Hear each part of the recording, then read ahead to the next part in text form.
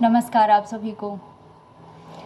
दीर्घायु होने का सबसे बड़ा सूत्र जो आज मैं आप लोगों के साथ शेयर करने जा रही हूँ।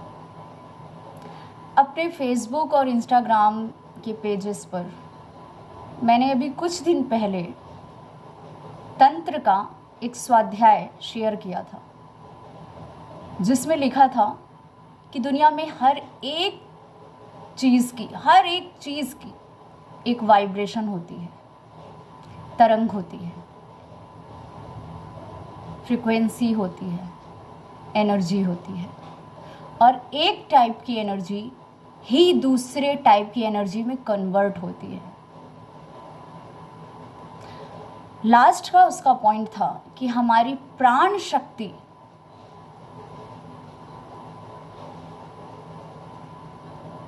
सभी प्रकार की दूसरी ऊर्जाओं में कन्वर्ट होती है, हो सकती है, यहाँ तक कि विद्युत ऊर्जा में भी कन्वर्ट हो सकती है।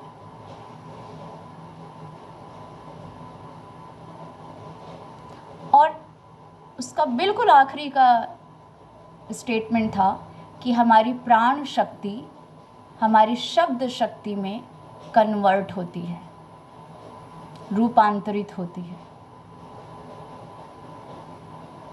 तो दीर्घायु होने का सबसे बड़ा सूत्र क्या है?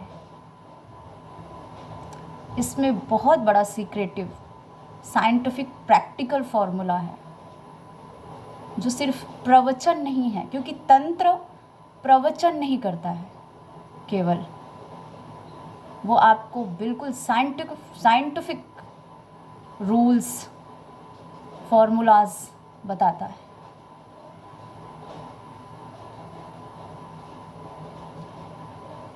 तो क्या है वो फार्मूला?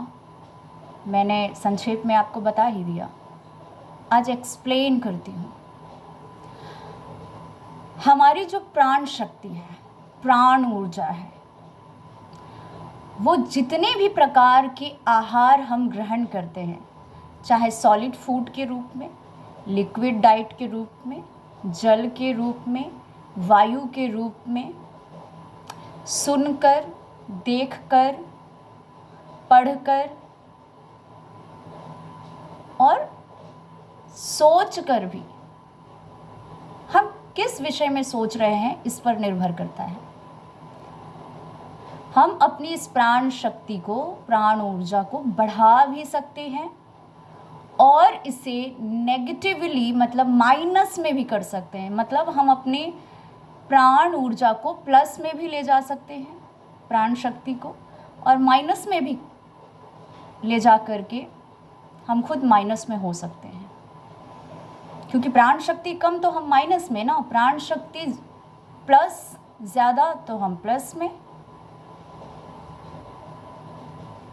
तो प्राण ऊर्जा हमारी प्लस में होगी तो हमारी लाइफ प्लस में होगी, तो हम दीर्घायु होंगे। प्राण ऊर्जा माइनस में होगी तो हम माइनस में होंगे। इसीलिए यम नियम का जो महर्षि पतंजलि जी ने बताया है, स्पष्ट रूप से उसको परिभाषित किया है कि लाइफ को अगर दीर्घायु करना है तो कुछ नियमों को तो आपको मानकर चलना पड़ेगा। आप जिस ऑफिस में वर्क करते हैं या कहीं पे वर्क करते हैं, तो उसे सिस्टमेटिक रखने के लिए कुछ ना कुछ रूल रेगुलेशंस तो होते ही ना, वरना सब बिखर जाएगा। तो चीज़ों को ऑर्गेनाइज्ड रखने के लिए इसी तरह हम पर कुछ रूल्स अप्लाई होते ही हैं, जो आपको साइंस में, मैथमेटिक्स में पढ़ाए भी जाते हैं। पर आपको लगता है कि ये तो सिर्फ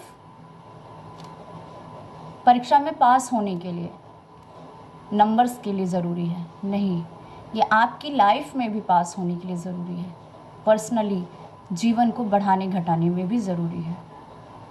तो यम नियम का जो यम वाला पार्ट है, उसमें 5 पॉइंट्स हैं। उसमें एक तो मैंने अपने इससे पहले के वीडियो में बताया था जब मैं गोल्ड वाला एक्सप्लेन कर रही थी कि अपरिग्रह ये भी यम का ही 5 पॉइंट्स में से आखिरी पॉइंट है। और आज जो मैं बताने जा रही हूँ ये दूसरा पॉइंट है। इसे कहते हैं ब्रह्मचर्य। ब्रह्मचर्य लोगों को एक गलत फहमी है ब्रह्मचर्य पार्ट को लेकर के कि इसका अर्थ है शादी नहीं करना, विवाह नहीं करना, पारिवारिक जीवन से संन्यास ले लेना, ये होता है ब्रह्मचर्य का अर्थ। नहीं, ब्रह्मचर्य का अर्थ होता है हर वक्त ब्रह्म का मन में विचरण चलना, उन्हीं से बातचीत करनी है मन ही मन तो उनसे करें। प्रश्न आता है मन में तो उनसे पूछें, सबसे पहले उनसे पूछें। मन में उनका ध्यान, आप जो भी इष्ट मंत्र आपका है वो जपते रहें, कीर्तन मन में चलता रहे। तो इससे क्या होता है ब्रह्मचर्य, क्योंकि इस संसार में वो ब्रह्म के सिवाय और कुछ भी नहीं है जो 100% कंप्लीट हो, जो आपकी प्राण शक्ति को 100% मीन्स कई गुना बढ़ा सके, जो आपको हमेशा प्लस में ही रखे। उनका विचरण करके माइनस में कोई जा ही नहीं सकता है। सबसे बड़ी बात तो ये है, उनका विचरण करने से उनका क्योंकि हम लॉ ऑफ अट्रैक्शन आजकल आप बहुत सुनते होंगे। क्या मतलब है, आप जिस विषय पर विचार करते हैं उसकी तरंग को प्रभावित करते हैं, अपने आप को उसकी तरंग से खुद को प्रभावित करते हैं, खुद को कनेक्ट करते हैं। तो इस दुनिया में ऐसा क्या है जो 100% कंप्लीट है, जो आपको प्लस से भी कहीं गुना प्लस में कर दे? वो सिर्फ ब्रह्म है।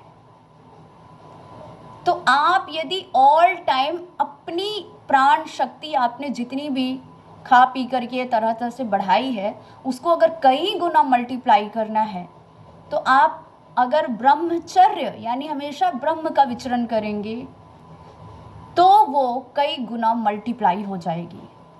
लेकिन इंसान क्या करता है, आज का इंसान, वो या तो नेगेटिव चीज़ें देखता है। तो अगर वो नेगेटिव चीज़ें हैं, नेगेटिव मतलब आपके प्राण शक्ति किसे कहते हैं? हमारे जो धातुएं हैं, हमारा जो स्पेशली जो लिम्फ धातु है, जो शुक्र धातु है मेन, उसे हीटेड करके उसे वेस्ट कर देता है, हमारी वायु को दूषित करता है। बहुत ज़्यादा अगर आप मोबाइल भी देखते हैं तो वो भी एक तरह से आपकी जो इंटरनल वायु है उसको दूषित करता है, सफोकेशन करता है अंदर। तो नकारात्मक चीज़ें देख करके, नकारात्मक चीज़ें सुन करके, नकारात्मक इंसान, आजकल सबसे ज़्यादा तो नकारात्मक इंसान बोलता है। इंसान अगर दो लोग एक साथ बैठते हैं तो उनके पास अपनी प्लस पॉइंट को बात करने के से ज़्यादा दूसरों के माइनस पॉइंट्स बात करने का समय होता है। मतलब क्या कि वो अपने प्लस पॉइंट्स को डिस्कस करने के बजाय दूसरों के माइनस पॉइंट को डिस्कस करते हैं। तो इससे क्या हुआ, इससे भी आपने अपनी प्राण शक्ति को माइनस में कन्वर्ट किया।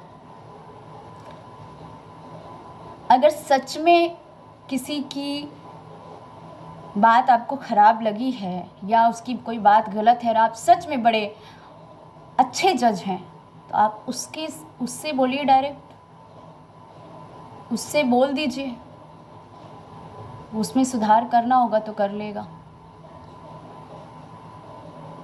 लेकिन ऐसी जगह आप बात कर रहे हैं जहाँ पर वो सुन भी रहा है, नहीं रहा है, उसको फ़र्क नहीं पड़ रहा है, तो क्या कर रहे हैं आप? अपना समय और अपनी प्राण शक्ति दोनों उसको दे रहे हैं। और इंसान आज के समय में सबसे ज़्यादा विचार, सबसे ज़्यादा बातें, सबसे ज़्यादा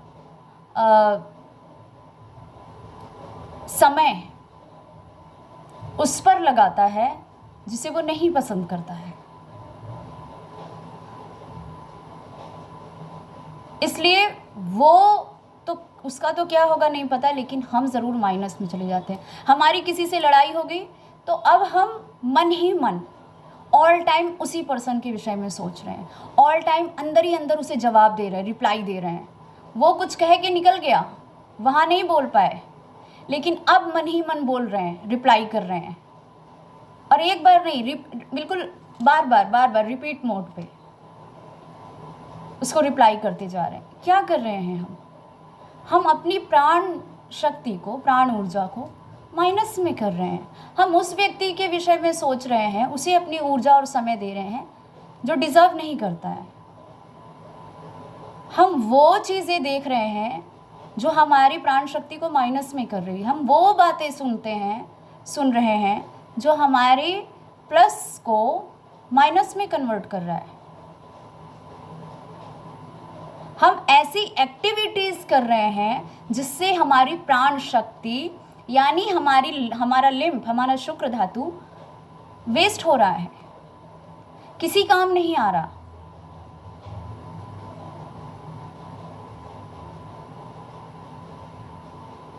और ये भी एक कारण है कि आजकल लोग काममय कोश का मेन सूत्र ही नहीं जानते हैं। वो लोग आजकल अपने प्राण शक्ति को वेस्ट कर देना अपना काम समझते हैं। तो जीवन का या इस दुनिया का सबसे बड़ा सूत्र है दीर्घायु होने का, ब्रह्मचर्य। अपना समय, अपनी प्राण शक्ति, अपनी ऊर्जा प्रोटेक्ट करके रखिए और उन्हीं चीज़ों में यूज़ कीजिए जो डिज़र्व करता है, जो पॉजिटिव है, जो या तो पॉजिटिव हो जाए या तो आपको पॉजिटिव बना दे, ना कि उसमें जो खुद भी नेगेटिव हो जाए और आपको भी नेगेटिव बना दे। उसमें नहीं कन्वर्ट करना है।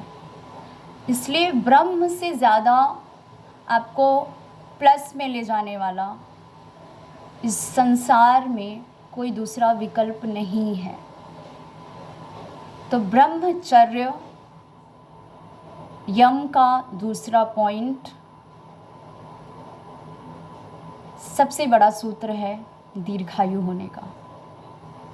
पढ़ना है, स्वाध्याय ज़रूर कीजिए। आप जैसे ही स्वाध्याय करते हैं ना, वैसे ही आपकी ब्रीथ कंट्रोल हो जाती है। आपकी सांसों का जो एक तरह से ब्लॉकेज होता है हमारी नसों का, वो खुलता है स्वाध्याय करने से।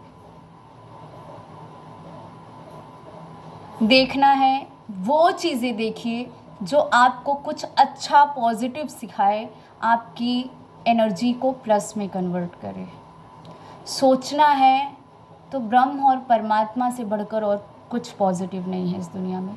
और उन चीज़ों को, अपने जीवन के उन महत्वपूर्ण चीज़ों को सोचिए जो आपको सच में प्रैक्टिकली सही करना, मतलब उसे साबित करना है, प्रैक्टिकली उसे कर देना है।